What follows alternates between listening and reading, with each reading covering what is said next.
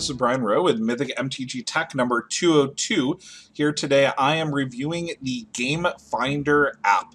This is an app that was put together just recently by MTG headquarters. He actually funded a Kickstarter for over $30,000 to make this app happen. Now, I talked about the Kickstarter a little bit on my vlog, but this is the first full review that I've done of the idea.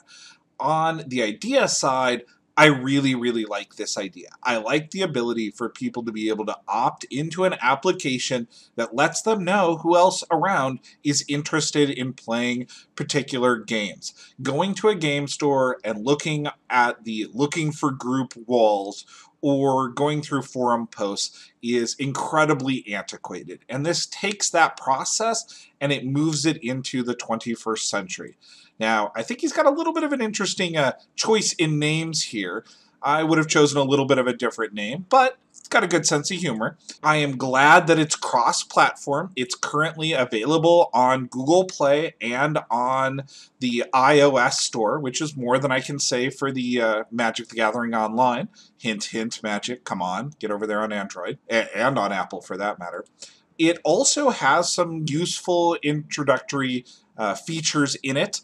They started off with the ability to both rate players and to block them, so you can stop someone from contacting you right away, which is an important safety feature to put onto a geolocation app. Otherwise, you just get it overrun with trolls. It does have a privacy policy, which you can click through and read. The privacy policy is pretty standard fare for applications, which means that it's not that great. It unfortunately does treat your data as a commodity that if the company were to go bankrupt could be sold with the company to someone else. I'm going to send him a few private suggestions on how to make that policy a little less standard and a little more pro-user rights, but overall it's the type of policy that you see in pretty much all of these geolocation apps. The integration with Facebook is very nice if you want to just get up and running right away. That does give it access, though, to some of your public Facebook photos that will then show up there on the application. You do not have to use Facebook to log in. You may create an independent account that is separate from your Facebook account. So I like having that dual option, the super easy use Facebook, or the I would like to keep my information separate from one another and use that regular login. Very good interface there. The geolocation feature is very good. It uses the standard geolocation features in your phone. I loaded it up right away. Meeples in West Seattle here showed up, and Card Kingdom in Ballard, two of my favorite local stores. Now, as you'll notice, this is a picture of Seattle, and there were only 3 stores that showed up. The New Mox Boarding House on the east side, Raygun Lounge, which I was a few blocks from at the time. Several other game stores did not appear in this list. So there is a need to get those other store locations, places for people to congregate and play games on the list. Fortunately, he has provided a website where individuals or stores themselves can upload the store name, contact information for the store, and store hours, along with latitude and longitude to correctly plot it directly on a map.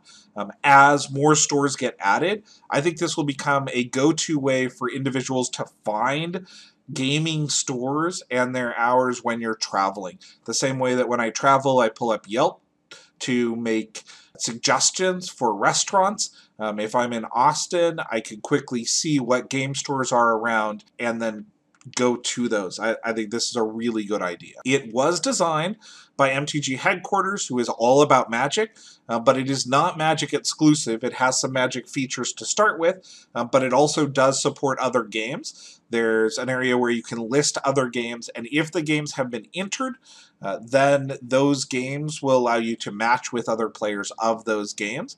I think that this is one of those features that is going to get better over time as more games get added to the database, and as you start to pull through some iconography for those other games and make it easier for people to select them, I think it's got potential to be more than just a Magic app, to be a game finder for any different type of game out there. The default application does have this set of ads down at the bottom.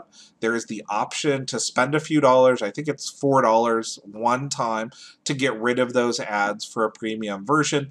I like that idea as a way to fund this, that all of the basic functionality is available for free. If you want to get rid of the ads, you pay a little bit on top of that. Overall, I'm giving this a 4 out of 5 at this point. I think the board game aspect needs to be built out a little bit more. The privacy policy could be slightly better. It is a beta. It does have a lot of ways for community to add features and add additional pieces of data to their database, so they're really trying to crowdsource that. So I like the design and philosophy that has really went into this. I'm here in the Seattle area and I am using it. I should show up at Sartre, so feel free to add me if you're in the Seattle area. Hopefully you can get a game of Legacy or pretty much any other type of Magic out there. I also play heavy Euro board games. Most of the heavier Euro board games are not in the list yet. Hopefully they show up over time. Thanks. If you like this review or you want to find out more about Magic in general, please shatter that subscribe button and become a follower of the channel here. Thank you to everybody who's over on Patreon making this possible. I've got 3 great videos coming up here in the next week or so. I'm doing an in-depth look at Death and Taxes, the top 20 green EDH cards, and something else that has completely left my mind at this point, but I'll remember it and I'll do a video on it soon. Thanks, take care, see you guys all later.